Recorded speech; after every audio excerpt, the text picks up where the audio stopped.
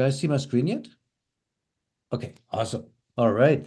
So third session of recap. The last two sessions we spent quite a bit of time at looking at the first present and the past HMF to see how they are constructed if you go from English to Egyptian, and especially how to get all the pronouns right. So they're very different because the first present, of course, is an adverbial sentence, originally some kind of pronoun followed by a preposition, khur, and then the infinitive. And as a result, if you have the direct object in there, it's always a suffix pronoun because infinitives take suffix pronouns as direct objects. So that's the first present. The third future works very similarly, just that you don't use her, you use towards. So I am towards finding him or something.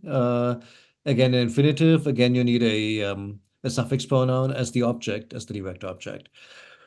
On the other hand, the past tense is a Sejm F form, an inflected form, not an infinitive, but a finite verb form. Those then take the dependent pronouns.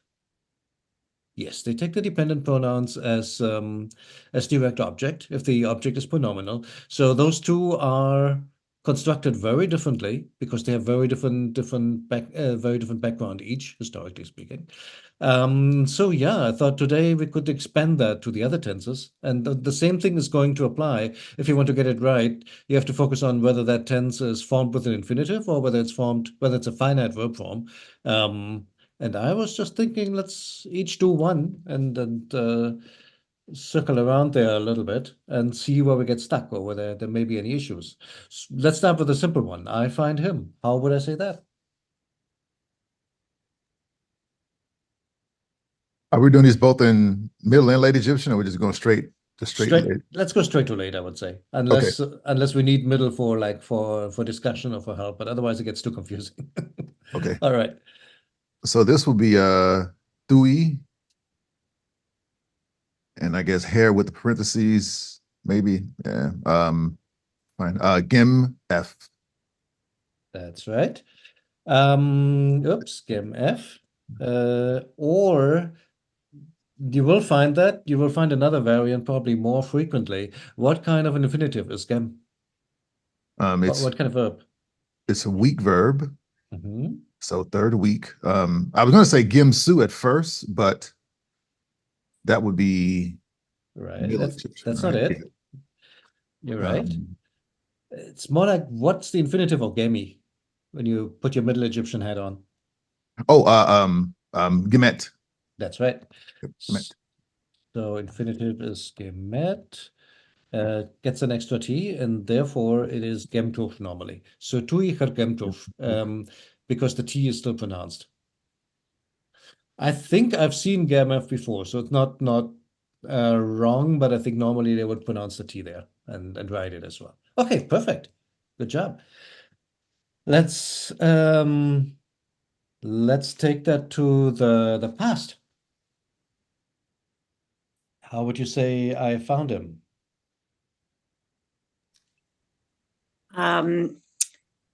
Gemisu. Gemisu, that is correct.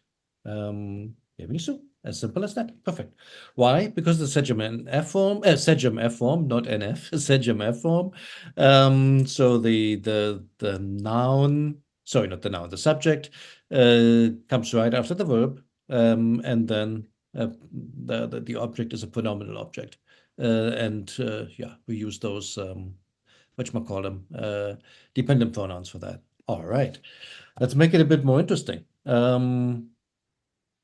Well, let's start with actually, let me add one in between. How would I say? Nah, that doesn't make sense. I don't find him, doesn't make that much sense. Let's go for I haven't found him. How would you say that?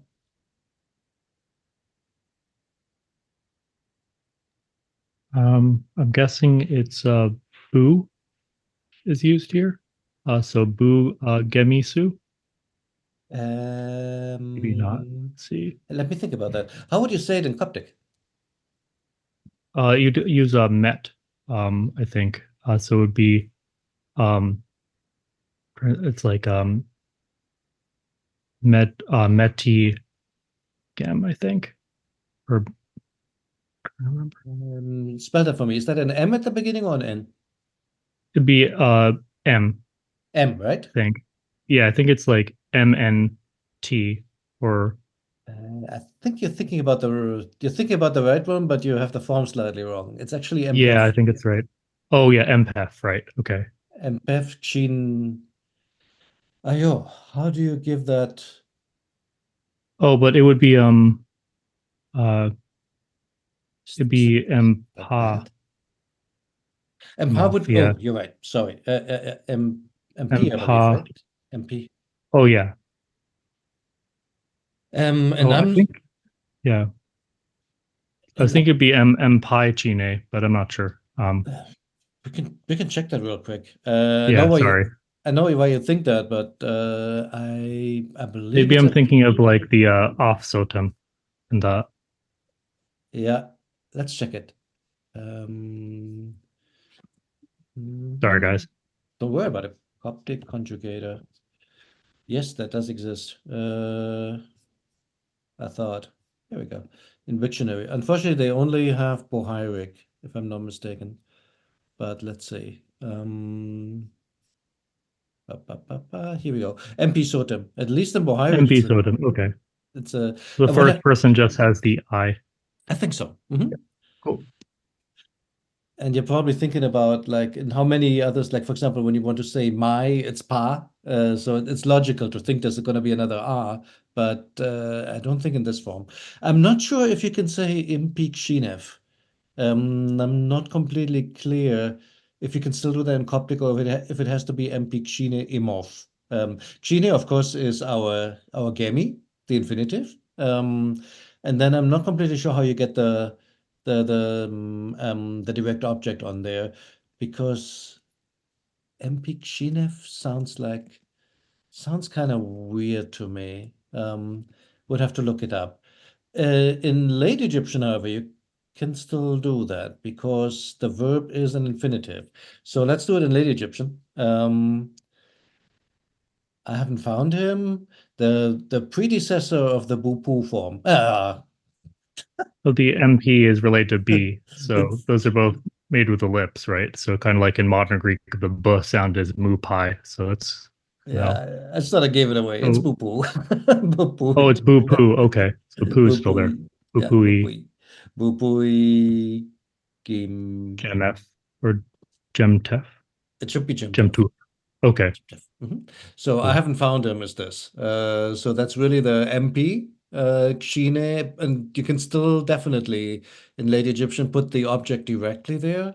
And I'll have to double check how that actually works in Coptic. My apologies. I don't remember how this part works in Coptic because it depends on the tense if you can still do that or not. But yeah, there we go. So So, that, question. yes, sir. So, bupui are always used to, I mean, I'm being lightly with always used to negate Sejameth. Only the past, not the perspective, because there are two sets of maps, the perspective and the past. The Right. past, yes. The Okay. perspective, no. And So wait, so this isn't an infinitive? The gem2 isn't an infinitive? it is. Yes. Okay. But it's the negation of this construction. So if you wanted to ask yourself, like, the past set of map, how do I negate that? This here's the normal way how to negate it. Okay. Yeah, got it. Okay, awesome. But you may have noticed I said this is the normal way how to negate it. There is one other scenario how to sort of negate the Sejm F. Namely, if you want to say, I can never find him. I've never found him, like basically stating a general impossibility or a fact that's really more like a general statement. It's not a direct negation of a past fact. If I wanted to express that generally, whenever I look for him, I can never find him. How would I say that? There's a tense for that.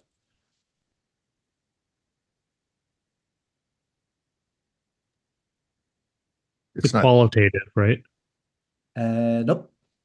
No Good guess, perspective. but no. Neither. No. Do you know what it is in Coptic?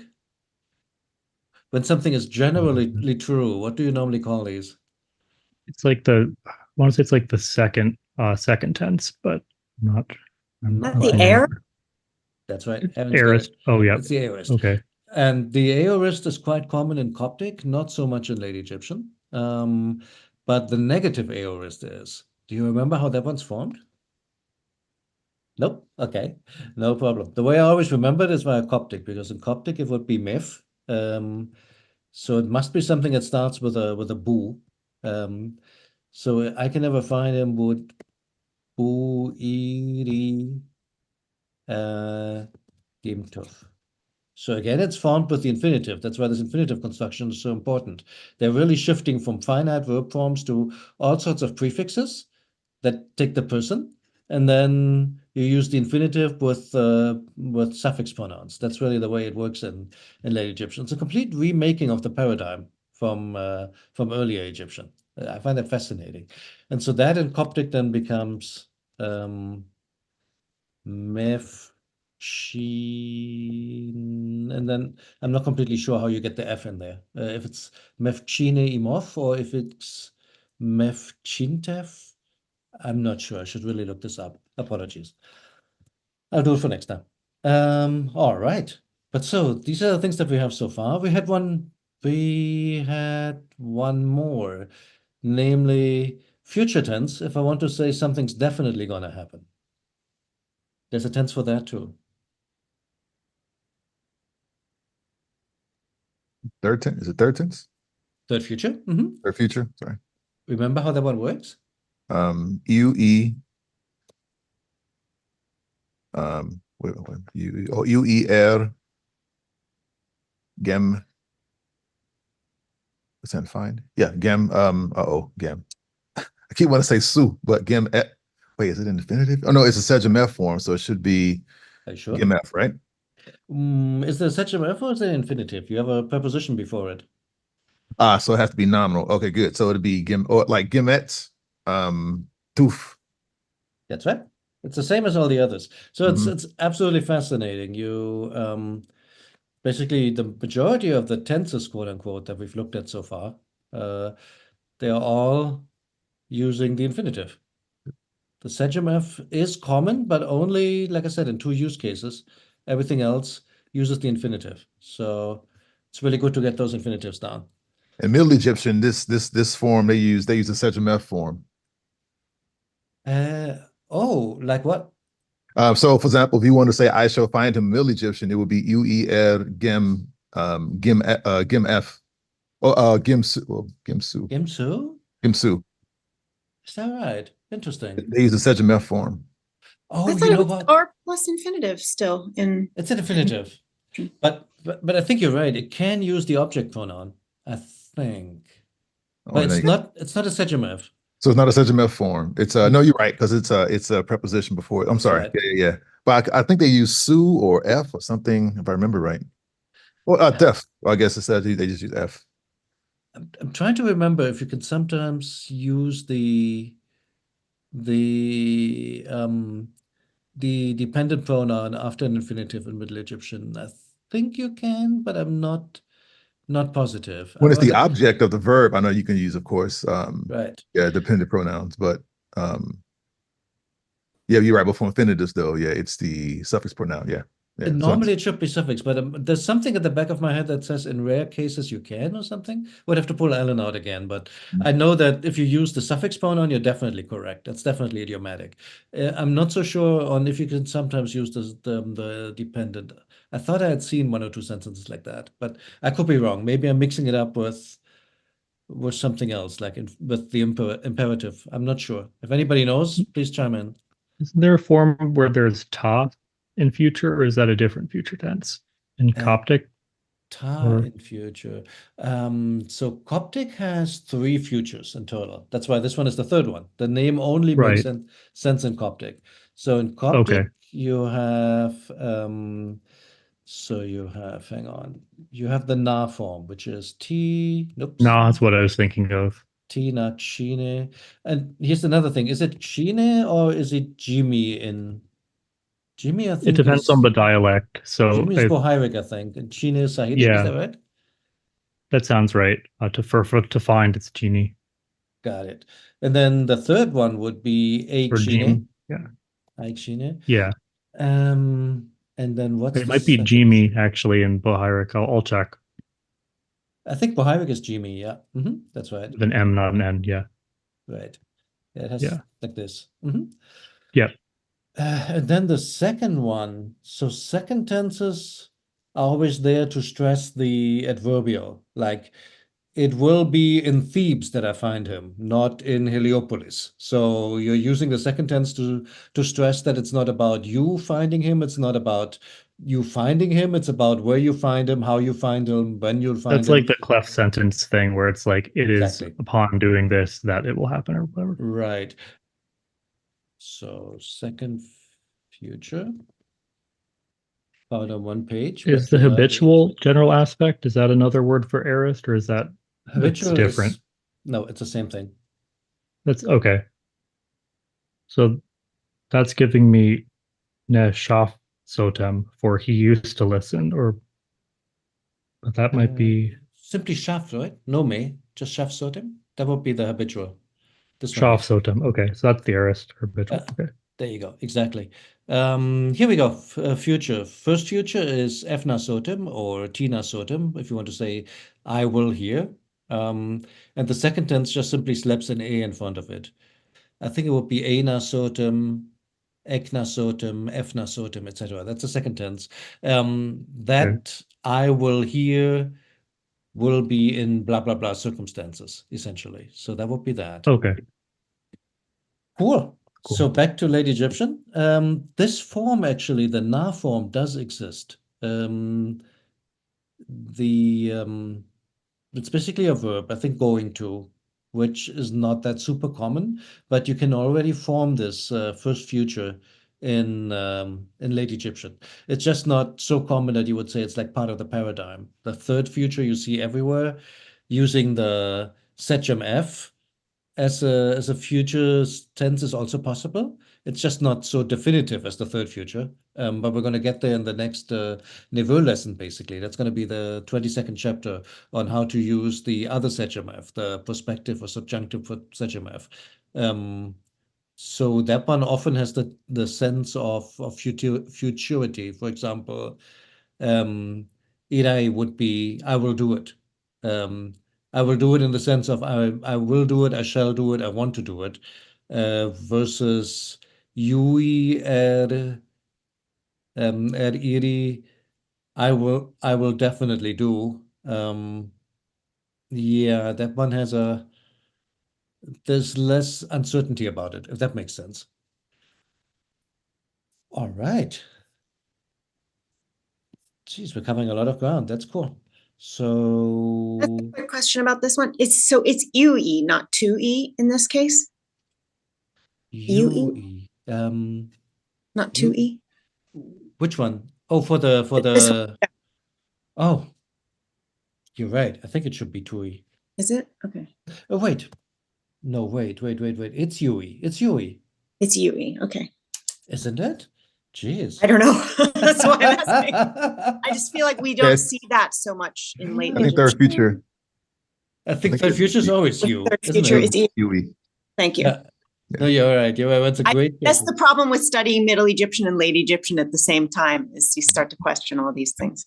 Yeah, this form Very- definitely exists in Middle Egyptian, though. Yeah. Yeah, that's why I'm wondering if it's still UE or if we're all thinking of Middle Egyptian and that's why we're doing it. Right. Let's take a quick look at our friend here again. Third future.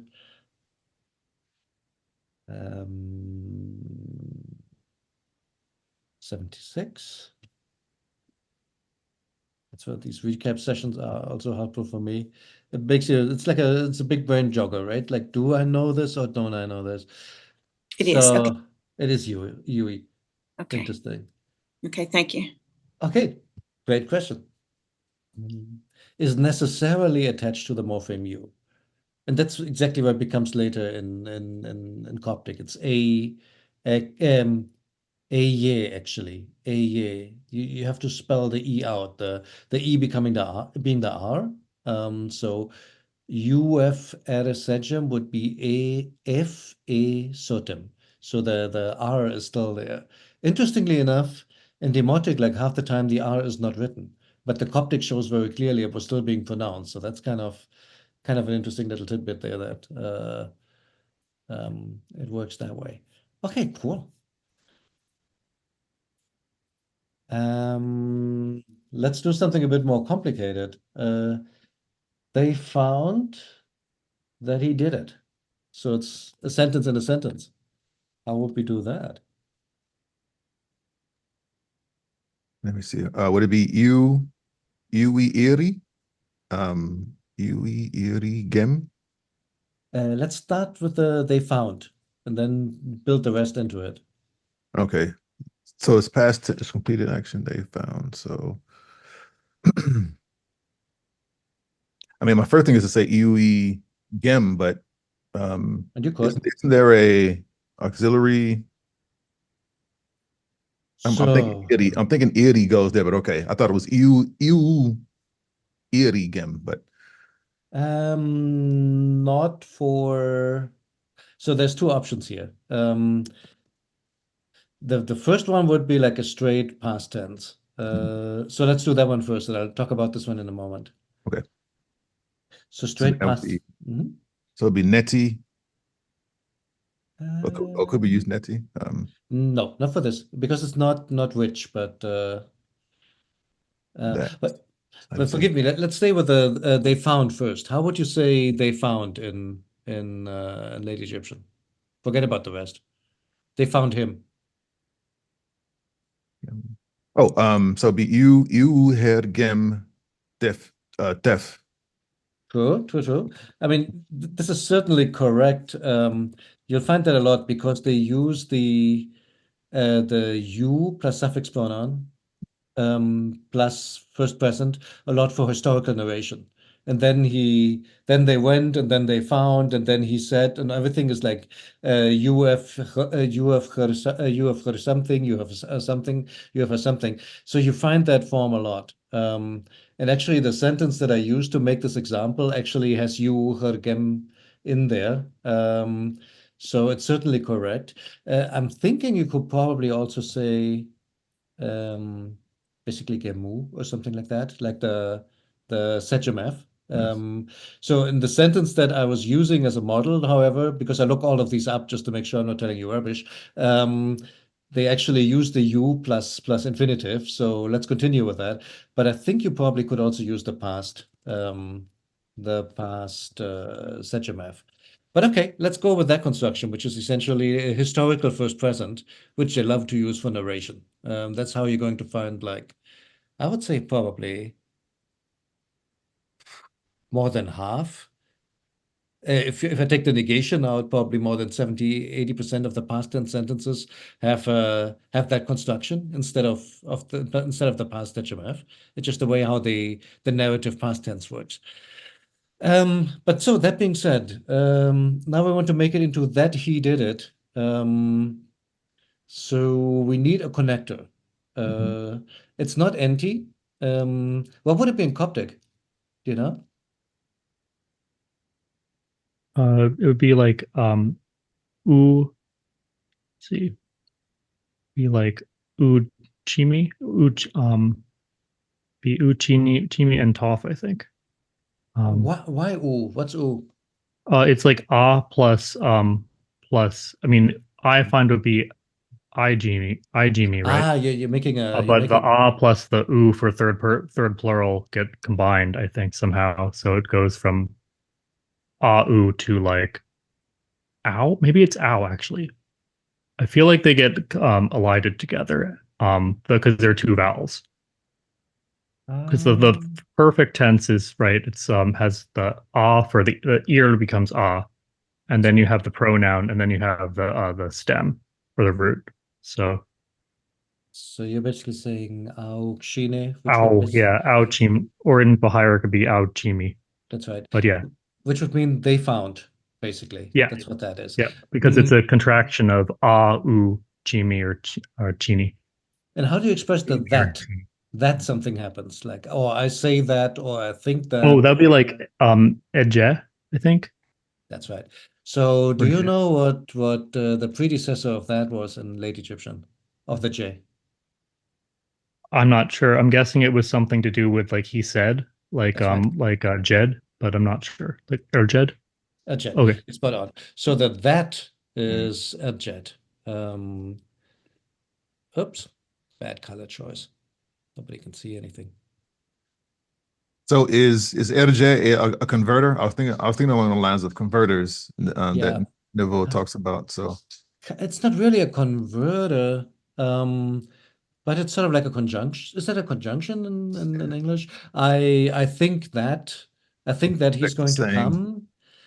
Um, I'm not sure what Is to it call kind of it. like he uttered a word and spoke thus, or he's saying thusly, to make it really like archaic Originally, sounding English, but but honestly, it just means that, like in English. I right. don't think Middle Egyptian uses that too much. I think you can, but it's not really common.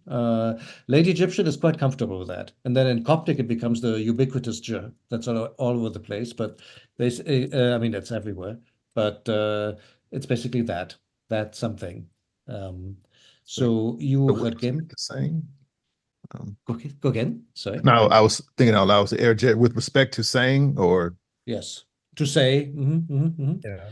They found Like etymologically like saying, but it gets saying. understood as that. Yeah. That's right. So you can use that for object sentences, which is cool. Because then all you have to do is you have to put a regular he did it behind it. So how would you say he did it in late Egyptian? I know ready? Wait, he did. Yeah. Ready F. not give, but did not give, but do. Sorry. The verb. Oh, Iri. Yeah. There you go. Iri. I think he said, yeah, idiot. Iref? Yeah, Irief. Cool. That's it. So yeah, it would be spelled actually. Oh, Why F would you or have a Y there? it's a A lead verb? peculiarity. It's a good 87. question. 87. Just because normally the past HMF of Iri is spelled like this. Hang on. Iri, uh, like this. So Oh, because that's a convention as to read sorry, Y. yeah, honestly, I've seen different things. Neveu, I think normally doesn't do it. On the website that I pulled this example from, I think for Answers Online, they actually spelled it out as Erie. I kind of like it because they're very consistent. Actually, yeah, that's not true. Because I think with Ire, it's always a Y, but I think with D, for example, I've seen, if it had been he gave it, I think I've seen this before with a W in between. So this is definitely telling us something about how the words were pronounced.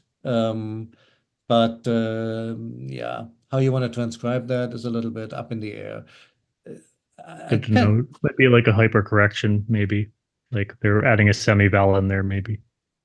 it could be, or it could be that the old R is actually going away and is being replaced by a Y maybe. So Oh, okay. Yep, Yef, Yuf, something like that. But I really don't know. Um, the Iri set or what's the oh, oh yeah, why is it set? no, Oh, I why? understand it's set, but EDF, where's the subject? EDF set. EDF. Here it is. So let me correct this. No, Different it script. was just a typo on my part. EDF. Okay, cool. That's what it should be. So yeah, that's the whole sentence. So here's how it would look in proper orthography. You, then our third person suffix pronoun. You, and they always spell that with a book roll. Then add Jed, and oh, I don't have the right font on. Okay, that's annoying. Ah, So Eljet can kind of sort of act as a relative marker or no? it's not a relative marker.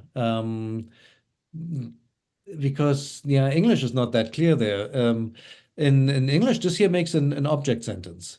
They found that he Mhm. did it. They found he I think did it's it basically. conjunction.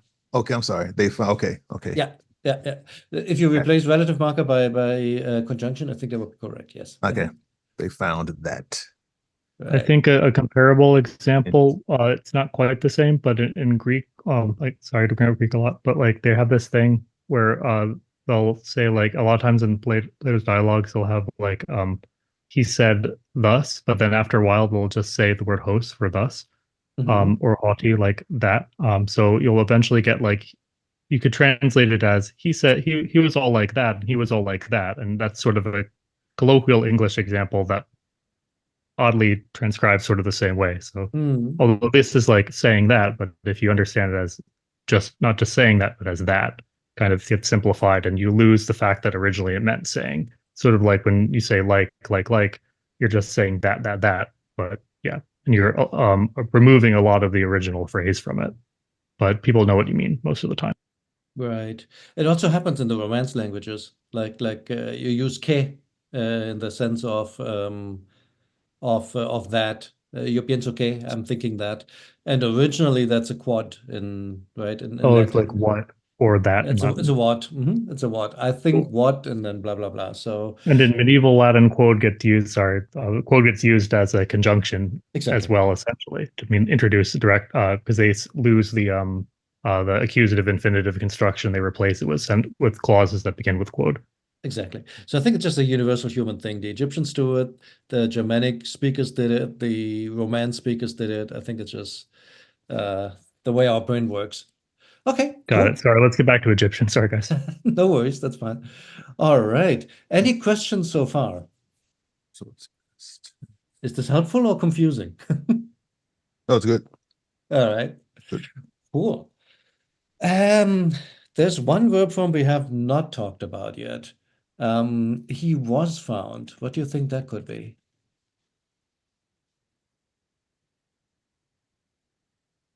And I'm not going after something complicated here, like some sort of passive or something. Yes, you could do that, but um, there's one verb form we haven't talked about yet.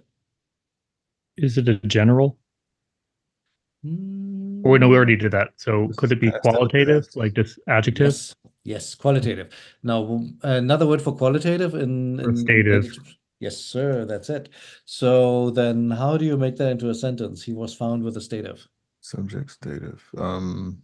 That uh, um, uh, this is like a subject stative, right? Yes, I want to say theft again, but not that. close, but Um, they still use the old pronoun, not they don't use tef. the old pronoun. UF. Close, but let's go for the simpler one. What's the subject pronoun in for adverbial sentences in late Egyptian? Same as in Middle, actually. Su. Yes, sir. That's it. So, okay, so you have your subject part, and now we just need the stative. So gem Right. D or gem. Oh no, he. For Ooh, he, but yeah, you already answered my next question. How would you say she was found? D. Set. Hmm. And then set gem. Ooh. So the ending for the state of ending here for he third person. Oh, it's ooh. Okay, yeah, you wrote it. Okay, wait. For the masculine, yes. I think for the feminine it would be T. Let's look it up. Okay. So it is distinguished by gender with the pronoun. I believe so, but let me look that up real quick. Preview, where are you? Jeez, lost it. Um, because the stative goes through radical simplification, and those endings change over time until in the end you end up with there's only no ending or a T ending, which is what you see as the qualitative in Coptic.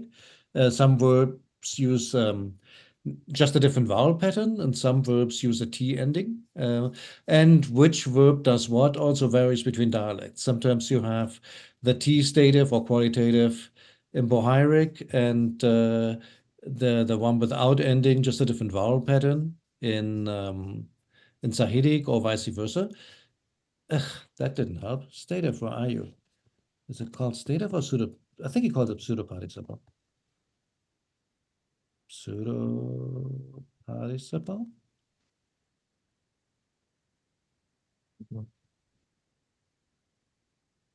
There we go. Yeah.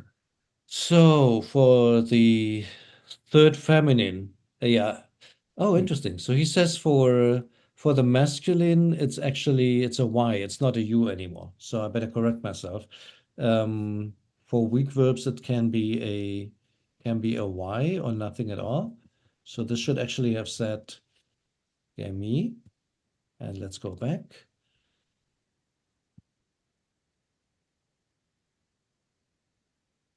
And for the feminine, it's T or two. And then eventually that can fall off and it become like endingless.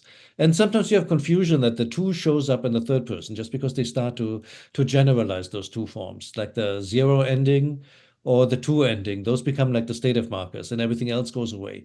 The qui dies first. That one gets replaced by two. And then essentially you have a pattern where it's either a T ending or nothing, essentially. The N also eventually goes away.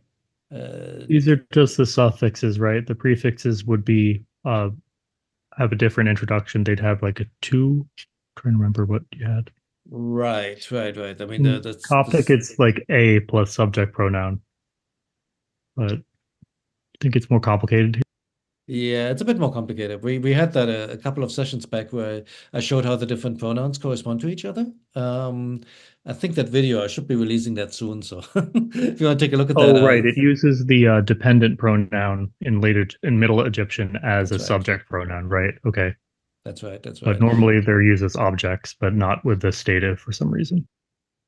With the stative is an adverbial sentence, so it uses whatever you use in the first present, which in Middle Egyptian, if you use that so-called pseudo-verbal construction, which is just an adverbial sentence, pronoun plus her plus something, would normally be something like muk plus dependent pronoun plus her plus infinitive or plus adverbial.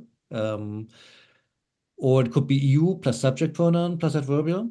And in late Egyptian, you use those so-called preformative pronouns, tui, took, tuch, su, set, tun, tuten, and then plural. Oh my, don't make me lie. I think it's set in the plural. So most of them have, like you said, they have like a little tu. Normally, you don't use tuf. That does exist as an object pronoun, but it's normally not a subject pronoun. And I hope I didn't confuse you terribly with that, but it's intricate. Those pronouns then in demotic, you change yet again. And that's when you essentially get the state that they will take the shape they will take in Coptic. But Okay. between Middle and Coptic, every subject pronoun in the adverbial sentence changes at least once. With one Okay. exception, the plural, the third plural, set, that one stays all the way into Coptic. That one doesn't change. Everything else does change eventually. Got it. So there's a lot of ambiguity, or like there's a lot of mixing matching between the different stages of the pronouns. Correct. And I can post that again later. I had like a little, oh, you know what? I'm going to put it up now. On Right? that subject, actually, the sentence before. Oh boy, did I mess up? No, well, I Maybe, don't huh? know. That's why I'm asking. So this first clause, so that they found that he did it sentence. That first clause then would be adverbial, right? So It is. Mhm. That's not the third person. What did you call it? Proformative. No, it's not. Is it? It's not the preformative or the late Egyptian subject pronoun. This is just EU plus suffix pronoun. It's not two. The performative is two, which is like one. Well, no, I know that, but I'm saying why in this case are we not using that pronoun set? Why are we using you? Because it's a her plus infinitive here, so it's adverbial, right? This is just a peculiar. I thought it was just a past tense. It's a great question. Let me pick this up because that's really important. Sorry, Aaron, I misunderstood what you're asking. Because in the sentence that I did, there's just the I have found him, or no, sorry. No, in the first sentence we did tui her gemef. So we use that pronoun set in that one, but in this one we're using a different pronoun set. I'm wondering why, because to my eye, it looks like the same form. Grammatically speaking, you're absolutely correct, but as always, there's a catch to it. I figured. Let me see if I can find it fast enough. So, EU has a few different usages. One very common one is the circumstantial converter. While something else was happening in Late Egyptian, while something else was happening. I did this EU خر وخار. I did it while they were searching for him. So that's one usage of the EU. Another one is what I like to call the historical present. In narration, you very often go like UFR infinitive, and then UFR infinitive, and UFR infinitive. It's just a way how they use something that looks like the circumstantial of the first present, but they're using it for narration. Yeah, I don't Kind have of it. like and then, or like Yeah. de or va in Hebrew. Like, Honestly, yeah, it is like that. It's like whenever you see it, when you see a U in a text, there's typically, I mean, there's in total three things I can think of, three common things. One is you could think, oh, is that a circumstantial? While something else was happening, this happened. Or very often in narration, you can think of it almost like a comma. And then this, and then this, and then this, and then that. They have other forms to make the narration more varied and more interesting. You can use a conjunctive. You can use one of those when you want to start a new paragraph. You can use when in or acha en or something to say, okay, this is a new phrase, basically. But within a phrase, very often you just use the past tense. Sorry, you use the first present with you as a essentially like a continuation, a past tense. It wouldn't start the sentence, but that's how you glue it on. And then the third thing, of course, is if there's an R in the sentence somewhere, it could be a third future. So Okay. those are when you see a you, think one of those three. I think there's a fourth one. And hit me, I don't remember what the fourth one is, but those three are common. Okay, I got Okay. it. It's because of its surrounding circumstances that it Correct. changes. Okay, I got it. So this here is a like a historical present, so to say, which is really something else in English. But I'll just call it that because that's really what it is. Okay. You could also, without any more context, translate that as they were finding that he had done it. That would also be, yeah. I was sitting in court as they were finding that he had done it. That would be a perfectly good translation of that fragment if you don't know if there wasn't any other context around it. All right. Very cool. So lots of stuff we covered. Should I go on and do a few more? I mean, obviously I have a whole laundry list here that we can go through, and each of them is designed to show something else. So let's do some subjunctives. We have 6 let's minutes. keep going. Yes, keep going. Okay, great. Well, the subjunctive is only really coming. I'm hoping next week if we finish the open session today. I mean, I have sentences enough here for another 3 sessions, but I would say maybe we go on with the subjunctive next time, and then do another one Or, after a sorry, future. I meant the let's go, like Okay, the let's go. All hortatory right. or whatever, Joseph. Yeah. All right. So then, well, what is let's go? Or go.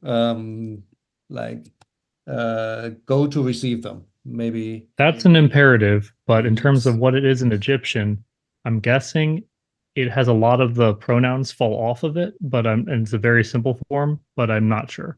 Like Okay. it looks probably almost identical to an infinitive. That's my guess, but I'm not sure.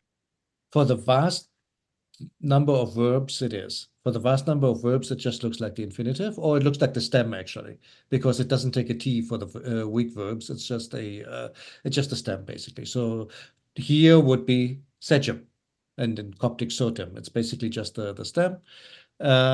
However, some verbs take an extra little prothetic yod. So instead of jet, you say ijet. It becomes aji in Coptic. So instead of jo, you say aji. So there is like a little vowel before the stem. And that's normally, you see that in the spelling. Oops, Egyptian, where are you? You see it like this. Ugh.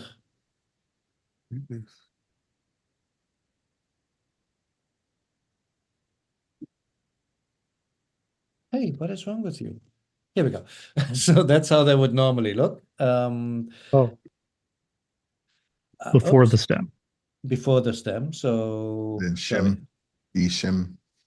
Ishem or something like that for to go, but there is a for the verb e for this one, there is a special imperative, which is all over the place. I mean, you'll see it everywhere. It becomes amu in Coptic.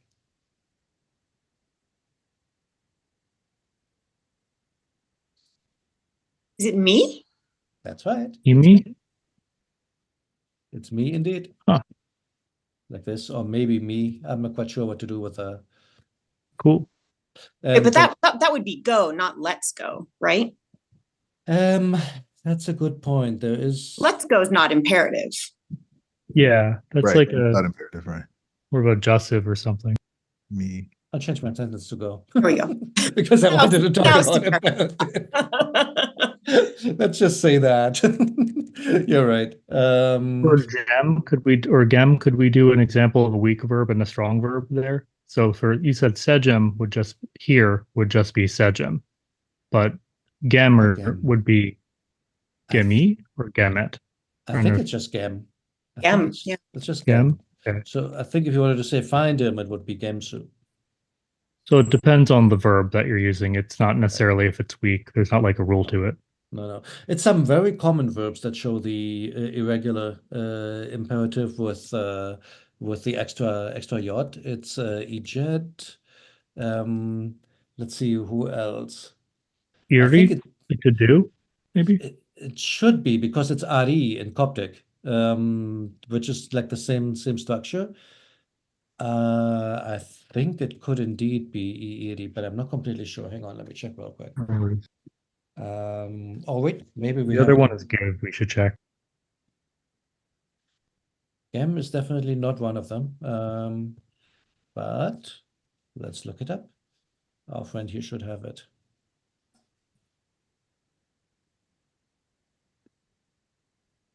The imperative. So I don't have to spell it out here. So let's start here. Oh, he actually says it's egem. Oh. East gem. That's interesting because I think you normally don't see the E. I don't recall seeing it. That Oh, is and give is emi. That is, I forgot that one completely changes. exactly. These are the two that completely change. E to come, or in this case, go fits better in English because you say go, we don't say come find him or come receive it. Maybe you would say it. It's sometimes a bit ambivalent what this verb really means, but normally we translate it with come, right? This one has me, and to give has emi. Those are the two big irregular ones. Even more confusing, the me actually has a feminine form and a plural form. So in Coptic, it's amu, ame, and amoin or amoiten for the plural. And you find all of those also in late Egyptian. Sometimes you see this with an extra n in plural strokes, and you wonder, like, what is that? It's just the plural form of the imperative. So these two are really irregular. But let's look at oh, here's an interesting one. For example, ini has the extra expansion here. Ini su, or insu, bring it. Let's look at this example. Um, ba, ba, ba, ba, ba, ba. So this is from a court case, obviously. Forceful interrogation. He said, Jedef, iwach. So that's again the imperative. Wach is to stop, right? Or literally to put, lay off, whatever. Iwach, so lay off or stop, basically. Stop it. This here is our prospective Sejimef that we'll talk about the next time. Jadi, I will talk. Or yeah, Jadi, I shall talk. So it looks like a Sejimef.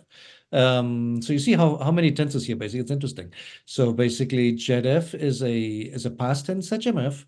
Here's a Jadi, which is essentially a future or prospective ZMF. I will talk. And then you have another past tense here. Jed, Naf, Chati. The vizier said to him, the Naf comes in the middle because it is a pronominal dative. He said to him, Aji or Ijet, say. This is another imperative. Say, pa iruk.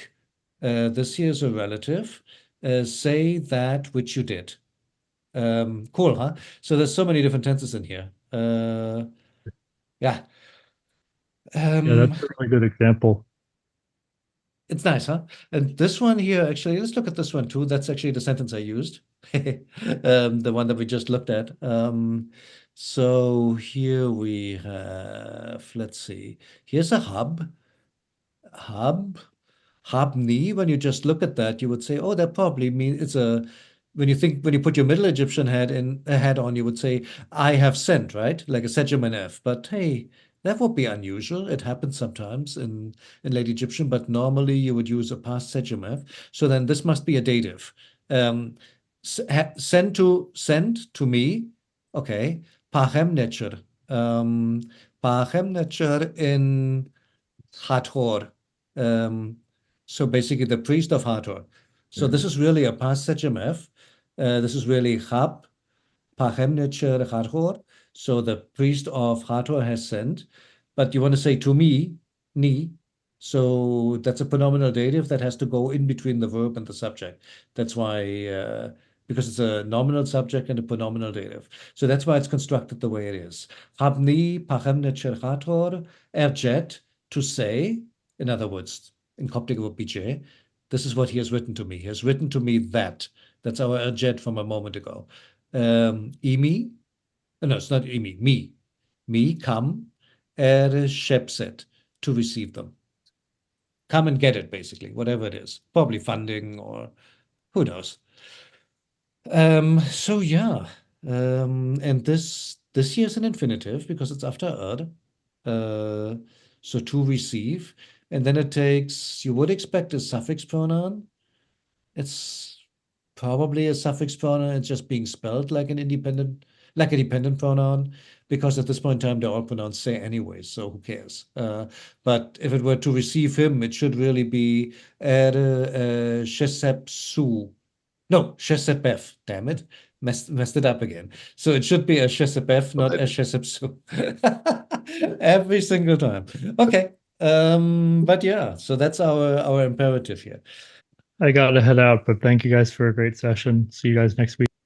Sumerian group is, Oh yeah, right. Sorry about that. Another thing. See you guys. No worries. Take care. See you next week. Thank you. Bye bye. Have a good weekend.